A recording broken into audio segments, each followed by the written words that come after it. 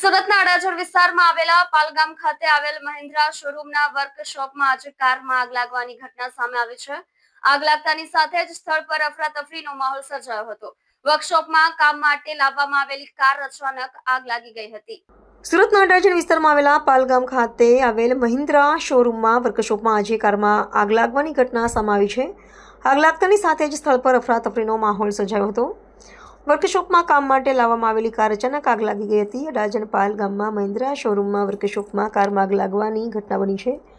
આ ઘટનાથી સદનસીબે કોઈ જાનહાનિની નોંધાઈ નથી। સમય સૂચક કાર્યવાહી કરતા ફાયર વિભાગે તાત્કાલિક ઘટના સ્થળે પહોંચી આગને કાબૂમાં લીધી હતી અને મોટી દુર્ઘટના અટકાવી હતી। જો આગ વર્કશોપથી આગળ શોરૂમના ભાગમાં પ્રસરી ગઈ હતી તો વિશાળ પ્રમાણમાં નુકસાન થવાની શક્યતા હતી, કારણ કે દશેરા નિમિત્તે મોટી સંખ્યામાં બુક કરાયેલી કારો શોરૂમમાં ઊભી કરાઈ હતી। આગ લાગવાનું કારણ હજી સુધી જાણી શકાયું નથી, પરંતુ શક્યતા છે કે કારમાં કોઈ તકનીકી ખામીના કારણે આ ઘટના બની હોઈ શકે। મારું નામ SD Dhobi, deputy chief fire officer. આપ જોઈ શકો છો ગૌરવપથ રોડ પર અહીંયા મહિન્દ્રાના શોરૂમમાં આગ લાગેલી હતી અને ફાયરની ટીમને કોલ મળતા તાકીદે આવીને આગ કંટ્રોલમાં લેવામાં આવેલી છે। આગના કારણ હજુ સુધી જાણવા નથી મળ્યું।